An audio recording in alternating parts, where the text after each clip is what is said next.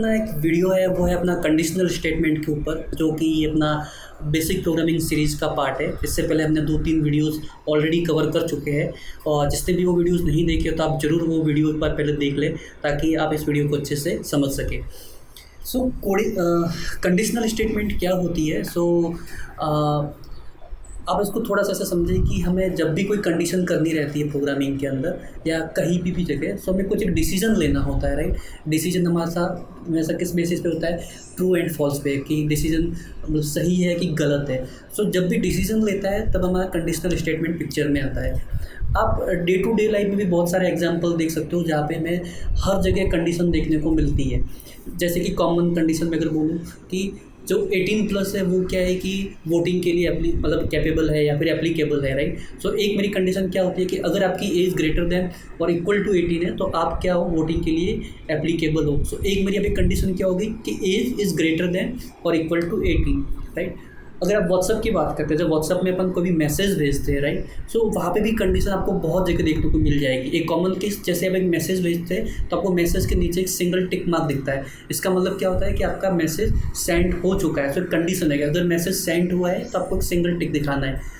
अगर मैसेज सामने वाले को डिलीवर हो गया तो आपको क्या करना है, वहाँ पे 2 टिक मार्क दिखते हैं। तो ये अगेन एक कंडीशन हो गई कि मैसेज सक्सेसफुली डिलीवर्ड, यस, हाँ, तो आपको 2 टिक दिखाने।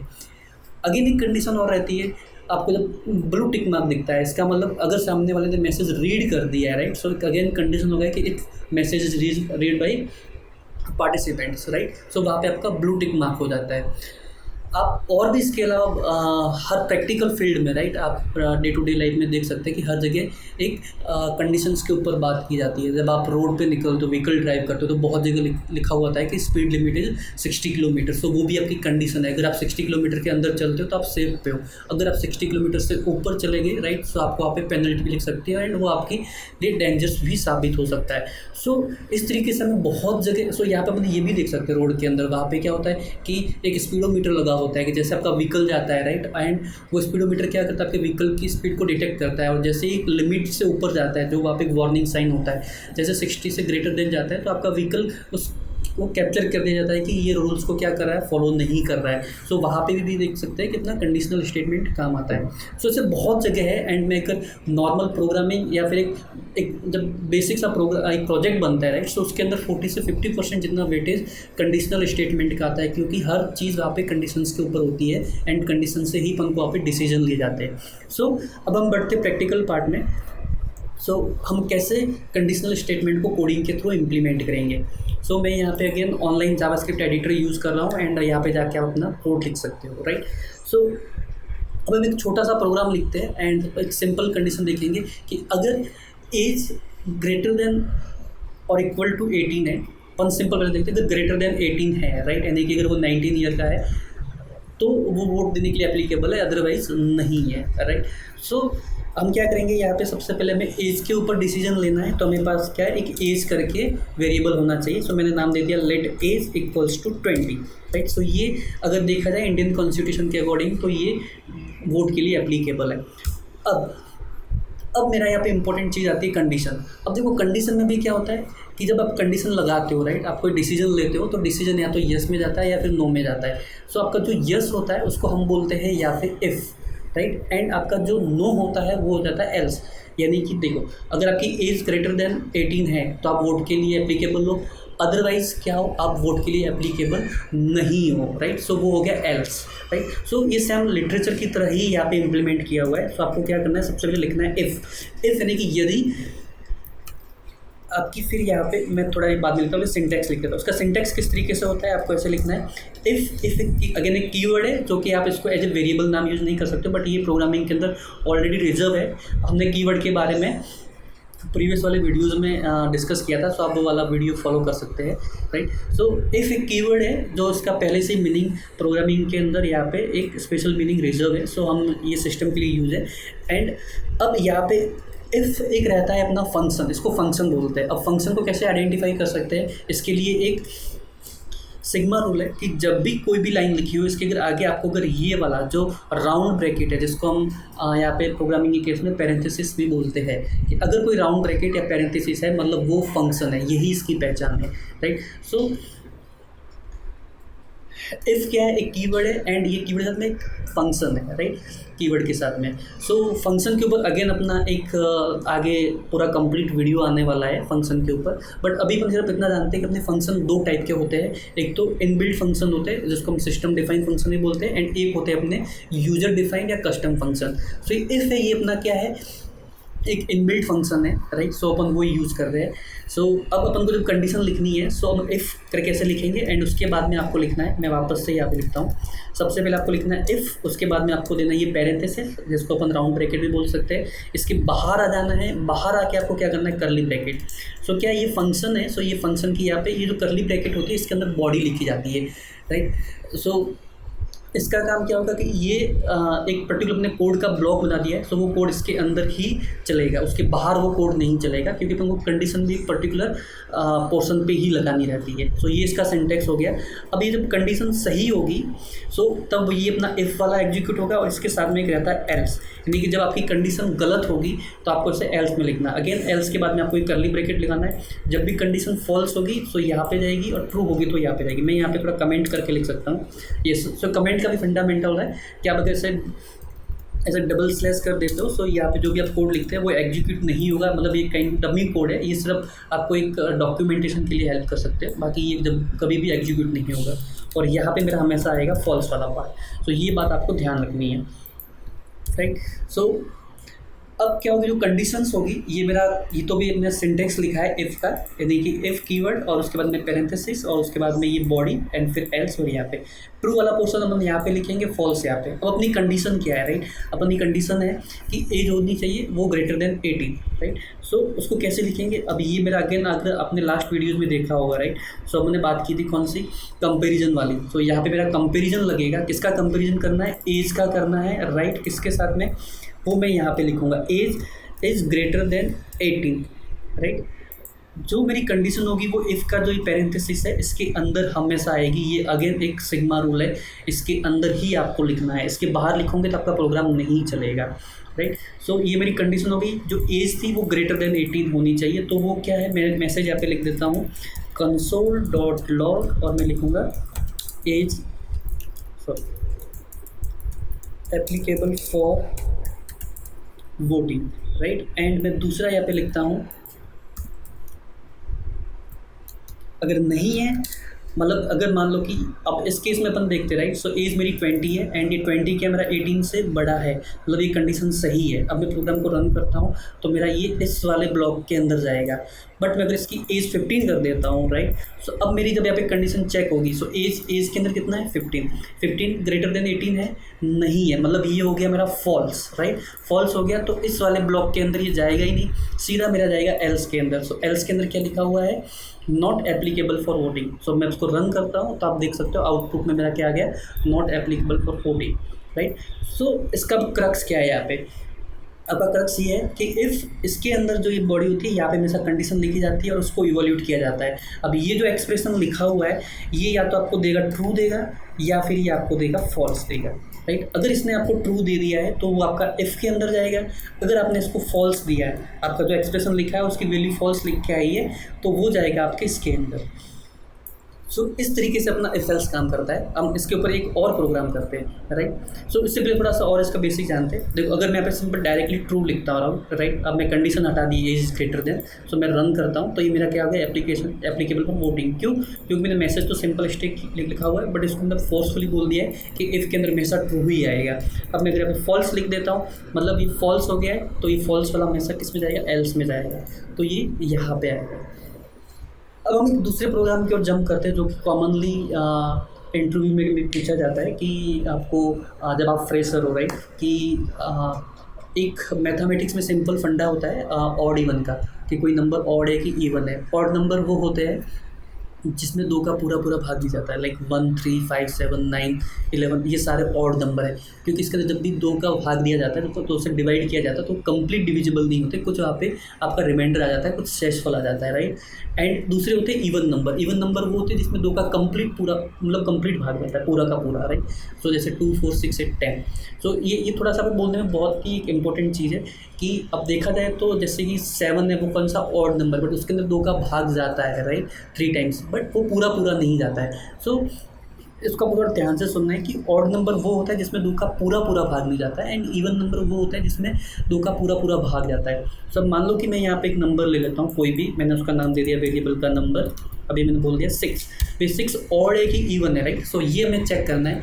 एंड अगेन अगर आपको याद हो तो यहाँ पे हम क्या करेंगे, हमें ऑड इवन निकालने के लिए जनरली कैसे चेक करते हैं, उसका रिमाइंडर देखते हैं। अगर रिमाइंडर 0 है, राइट, अगर 6 को मैं 2 से डिवाइड करूँगा रिमाइंडर 0 आएगा, सक्सेसफुल 0, मतलब वो मेरा इवन नंबर में आता है। अगर रिमाइंडर 1 आता है, राइट, जैसे मैंने 9 है उसको 2 से डिवाइड किया तो रिमाइंडर मेरा 1 आएगा, क्योंकि 4 बार कंप्लीट डिवाइड, 4 बार डिवाइड हो जाएगा और 1 बच जाएगा, राइट। सो मैं जब रिमाइंडर निकालना है तो हमने प्रीवियस वाली वीडियो में देखा था कि हम ये परसेंटेज करके सिंबल यूज़ करते हैं, जिसको मॉडुलस भी बोलते हैं, राइट। सो हम यहाँ पे ये निकाल सकते हैं मॉडुलस।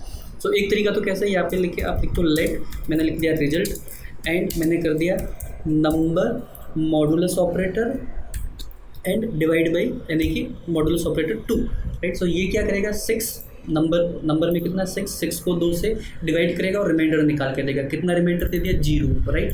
सो अब मैं क्या करूँगा, रिजल्ट, ये जो रिजल्ट है, ये रिजल्ट अगर इक्वल टू 0 है, मतलब कंपेरिजन कर रहे हैं, जो हमने यहाँ पे देखा था, कौन सा कंपैरिजन वाला ऑपरेटर, राइट। सो अपन डबल इक्वल टू की बात की थी, कंपेयर चेक करेगा कि ये रिजल्ट जो इसमें 0 आया है और ये एक साइड 0 लिखा है, ये दोनों बराबर है कि नहीं है। अब देखिए अगर रिजल्ट 0 हो जाएगा तो अपना आउटपुट क्या रहेगा, मेरा आउटपुट रहेगा यहाँ पे number is even.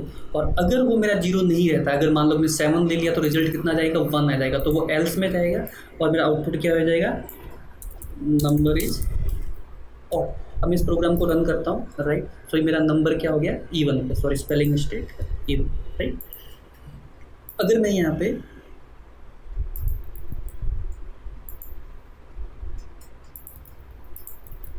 So number is even, and अगर मैं यहाँ पे 5 ले लेता हूँ, राइट, और ये मेरा नंबर किस में जाएगा, ऑड में, नंबर इज ऑड। सो एक तरीका तो ये हो गया। दूसरा इसका तरीका कैसे है आपको लिखने का,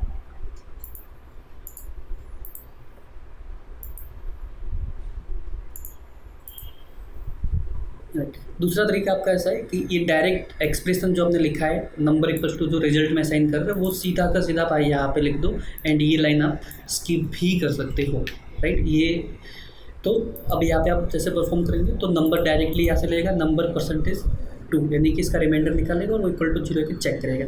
एक तरीका ये हो गया, राइट। सो ये अपना एक जो अपना कंडीशनल स्टेटमेंट रहता है वो रहता है इफ एल्स।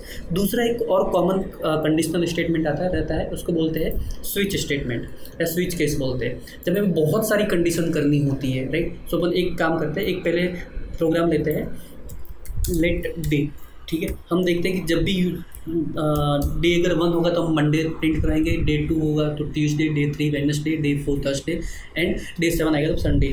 तो इस केस में अपन को क्या करना पड़ेगा, ये अगर प्रोग्राम अपन इफ एल्स से लिखते हैं, राइट। सो अपन क्या करेंगे, if day equal to 1, right. मैंने ये प्रोग्राम लिखा, सो मैं क्या लिखूँगा, console dot log Monday, right. अब मैं यहाँ पे मल्टीपल कंडीशन है, सो मैं यहाँ पे मल्टीपल एल्स इफ भी लिख सकता हूँ। सो एल्स फिर वापस एक मैं इफ करूँगा, राइट। और यहाँ पे क्या लिखूँगा, डे इक्वल टू 2, राइट। और ये मेरा हो गया कंसोल डॉट लॉग, ये मेरा हो गया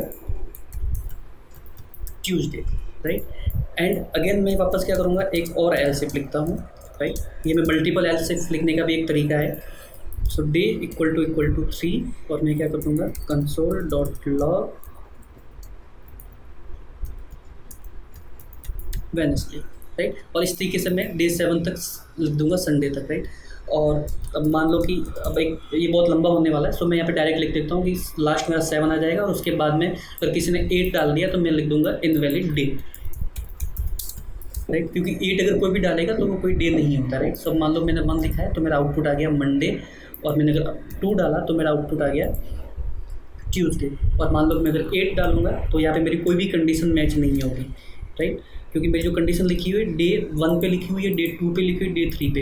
अब ना तो ये वाला मैच होगा, ना ये वाला मैच होगा, ना ये वाला मैच होगा, राइट। सीधा वो एल्स के अंदर जाएगा और आ जाएगा इनवैलिड डे करके, सॉरी राइट, इनवैलिड डे करके। सो इस तरीके से मेरी बहुत सारी मल्टीपल स्टेटमेंट हो जाती है, उस तरीके से क्या मेरा कोड पूरा मैसी हो जाता है, उसको थोड़ा फिर आगे डिबग करना और देखना बहुत मुश्किल हो जाता है। सो इस प्रॉब्लम को ओवरराइड करने के लिए यहाँ पे आता है स्विच केस। सो इसी प्रोग्राम को अपन क्या करते हैं, स्विच केस के अंदर अपन कन्वर्ट करते हैं, राइट। सो उसको कैसे लिखा जाएगा, मैं अगेन एक वेरिएबल लूँगा लेट डे इक्वल्स टू 1। अब स्विच केस अगेन जैसे अपन ने इफ देखा था वो क्या है, सिस्टम या इनबिल्ट एक फंक्शन है, राइट। इसी तरीके से स्विच भी क्या है, मेरा इनबिल्ट फंक्शन है। लिखने का तरीका स्विच और उसके बाद में सेम उसकी तरह जैसे अपन इफ लिखते थे, और यहाँ पे मेरा क्या जाएगा, एक पैरामीटर देंगे कौन सा, डे, राइट। ये अब फंक्शन के ऊपर डिटेल जब डिस्कस करेंगे तब और ज़्यादा क्लियर होगा, बट फंक्शन क्या करता है, एक पैरामीटर एक्सेप्ट करता है, यानी कि स्विच को जब डे पास करोगे, डे जो यहाँ पे लिखा उसको। अब यहाँ पे जाके अपन क्या करेंगे, केस लिखेंगे, केस 1, यानी कि अगर मैंने 1 भेजा, राइट, तो क्या करेगा, ये वाला केस एग्जीक्यूट होगा। अब इस केस 1 के अंदर अपन क्या लिख सकते हैं, console.log, और इसको मैं लिख दूँगा मंडे, और उसके बाद में इसको अपन कर देंगे ब्रेक, यानी कि उसके बाद में जैसे 1 भेज दिया है तो ये केस 1 एग्जीक्यूट हो जाएगा और प्रोग्राम को ब्रेक कर दो। प्रोग्राम को किसी भी पॉइंट पे ब्रेक करना है, यानी कि उसका एग्जीक्यूशन स्टॉप करना है, तो ब्रेक करके अगर कीवर्ड आता है वो आप यूज़ कर सकते हो। अब मैं लिखता हूँ केस 2, राइट। अगर कोई 2 भेजेगा, राइट, तो उस केस में मेरा क्या हो जाएगा, वो डे मेरा प्रिंट हो जाएगा ट्यूसडे, राइट। एंड इसी तरीके से मैं लिखता हूँ केस 3, और मैंने इसको कर दिया WEDNST, वेडनेसडे, राइट। सो इसी तरीके से आप पूरे सातों केस लिख सकते हैं। सो मैं यहाँ पे स्किप कर रहा हूँ, एंड मैं लास्ट में इसमें आता है डिफ़ॉल्ट, यानी कि जब भी कोई भी फॉल्ट आएगा, यानी कि किसी ने 8 भेज दिया, राइट, डे करके अगेन कोई नहीं होता है, तो मैं यहाँ पे लिख दूँगा console.log, और मैं लिख दूँगा इनवैलिड डे, राइट, और मैं इसको कर दूँगा ब्रेक। अगेन जावास्क्रिप्ट एक ऐसी लैंग्वेज है जिसके आपके स्टेटमेंट के बाद में आप सेमीकोलन लिख भी सकते हो और नहीं भी लिख सकते हो, राइट। सो अब मैं यहाँ पे देखो डे 1 पास किया है, तो मेरा केस क्या हो जाएगा, मंडे। कैसे एग्जीक्यूट हुआ, डे, ये वेरिएबल इस फंक्शन के अंदर पास हुआ डे, और मैंने यहाँ पे लिखा केस 1। सो ये 1 एक्चुअली क्या करेगा, इससे मैच करेगा। जब मैं 2 पास करूँगा तो ये केस 2, यानी कि 2 वाला, ये वाला पास करेगा। मैं रन कर देता हूँ, ये मेरा हो गया 1, बट मैं यहाँ पे 2 लिखता हूँ, राइट। तो मेरा क्या होगा, ये केस 2 जो लिखा हुआ है ये वाला ट्यूसडे, राइट। अब थोड़ा सा इसको और समझते हैं। अगर मान लो कि मैं यहाँ पे इसको अपन थोड़ा ए बी पे करते हैं, सो अगर मैं मान लो ए भेजता हूँ तो मेरा प्रिंट होना चाहिए मंडे, तो इस केस में मेरे को क्या करना पड़ेगा, केस यानी कि ये वैल्यू यहाँ पे ए लिखनी पड़ेगी। अगर मैं बी भेजता हूँ तो मेरा ट्यूसडे होना चाहिए, तो ये मेरे को करना पड़ेगा बी। एंड अगर मैं वेडनेसडे प्रिंट करना है तो मेरे को लिखना पड़ेगा सी। अगर सी भेजूँगा तो वेडनेसडे आ जाएगा। रन करते हैं यहाँ पे अगेन। सो ये देखो मंडे आ गया और मैंने सी भेजा, राइट, तो मेरा क्या आ गया, वेडनेसडे आ गया। और मैं कुछ और भेज देता हूँ जी, जो कि भी डिफाइन नहीं किया है केस, तो ये मेरा आ गया इनवैलिड डे।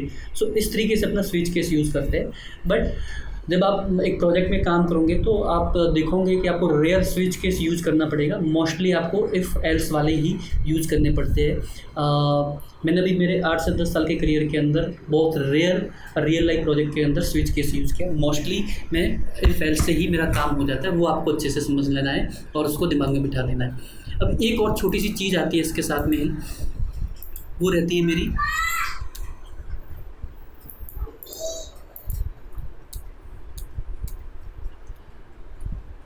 एक मेरा था टर्नरी ऑपरेटर करके, राइट। सो टर्नरी ऑपरेटर अगेन एक इफ एल्स को लिखने का शॉर्टकट तरीका है। जैसे कि अपन ने एक प्रोग्राम लिखा था यहाँ पे कि इफ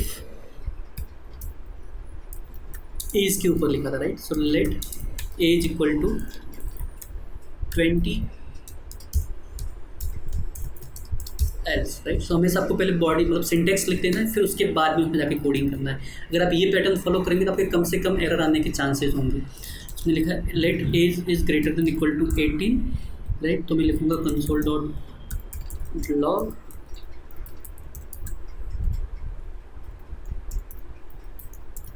एप्लीकेबल, अदरवाइज मैं लिख देता हूँ नॉट। सो ये एक तरीका था जैसे अपन एफ से प्रोग्राम लिखते थे। अब इसी को शॉर्टकट लिखने का तरीका होता है जिसको हम टर्नरी ऑपरेटर भी बोलते हैं। तो ये कैसे लिखा जाएगा सेम। सो मैं लिख देता हूँ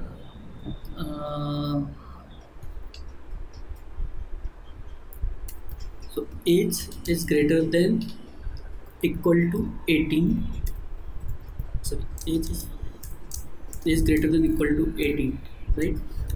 सो अगर ये है तो मैं लिख दूंगा यहाँ पे। सो ये तरीका लिखना, कंडीशन यहाँ पे लिखो, फिर उसके बाद में क्वेश्चन मार्क आएगा, क्वेश्चन मार्क करने के बाद में यहाँ पे आपकी जो कि स्टेटमेंट आएगी, फिर आपका कॉलन आएगा और ये यानी कि क्वेश्चन मार्क, उसके बाद में पहला जो रहेगा इसके अंदर आपका ये इफ़ वाला पोर्शन जो होगा वो यहाँ पे आएगा, एंड एल्स वाला पोर्शन होगा उस कॉलन के बाद में आएगा। तो मेरा इफ़ वाला पोर्शन था वो मैं यहाँ पे लिख देता हूँ, एंड एल्स वाला जो पोर्शन होगा वो मैं लिख देता हूँ यहाँ पे, राइट।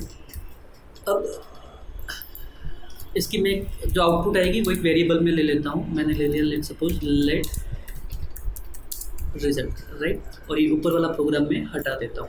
अब मैं क्या कर देता हूँ, इसको जो रिजल्ट आया उसको प्रिंट करके देख लेते हैं कि क्या है रिजल्ट, राइट। तो मैं रन कर देता हूँ, और सॉरी मैंने एज भी हटा दिया है गलती से, तो मैं एज को वापस डिक्लेयर करता हूँ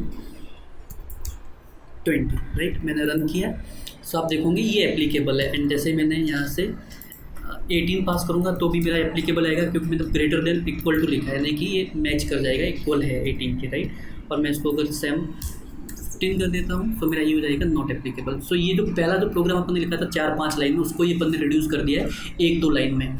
तो अगेन सिंपल तरीका इसका सिंटेक्स अगर देखते इवोल्यूट करते हैं तो क्या आएगा, मेरा आएगा कंडीशन, आपको कंडीशन लिखना है, उसके बाद में क्वेश्चन मार्क, और उसके बाद में ये रहेगा मेरा ट्रू, एंड यहाँ पे मेरा आएगा कॉलम के बाद में फॉल्स, राइट। सो आप इसे कंपेयर कर सकते हैं, कंडीशन इतनी मेरी कंडीशन होगी, राइट। फिर ये मेरा क्वेश्चन मार्क, एंड उसके बाद में ट्रू वाला पोर्शन था वो यहाँ पे, एंड फिर कॉलन, एंड उसके बाद में मेरा ये फॉल्स वाला पोर्शन। सो इस तरीके से मेरा ये हो गया टर्नरी ऑपरेटर। इसके ऊपर बहुत सारे ढेरों सारे प्रोग्राम बन सकते हैं। सो मैं डिस्क्रिप्शन के अंदर आपको एक्सरसाइज के लिए प्रोग्राम डाल दूंगा, एंड आप गूगल में जाके भी सर्च कर सकते हैं कि program based on the conditional statement और इफ एल्स और स्विच केस, तो आपको ढेरों प्रोग्राम मिल जाएंगे। आपको वहाँ से प्रैक्टिस करनी है, प्रैक्टिस यहाँ पे बहुत इंपॉर्टेंट है। जब तक आप प्रोग्रामिंग की प्रैक्टिस नहीं करोगे तब तक आपको ये चीज़ें माइंड में अच्छे से सेट नहीं हो जाएगी, और कुछ टाइम फ्रेम के बाद में चीज़ें वापस भूलने लग जाओगे। इसलिए ये जो टॉपिक मैं इस सीरीज़ में बता रहा हूँ वो बहुत ही इंपॉर्टेंट टॉपिक है, ये आपको अच्छे से समझ लेना है एंड माइंड में बिठा लेना है। ये आपको लाइफ टाइम हेल्प करेंगे प्रोग्रामिंग के अंदर। अगर ये आपने क्लियर नहीं किए तो आपको जब जॉब पे जाओगे तो ये चीज़ आपको बहुत परेशान करेगी, और आप वहाँ पे इनसिक्योर फील करोगे, ठीक है। सो आज के लिए इतना ही। So just request to everyone, आपको ये वीडियो चैनल सब्सक्राइब करना है, इस वीडियोज़ को लाइक करना है, एंड आपके रिव्यूज़ कमेंट सेक्शन में देना है। Thank you.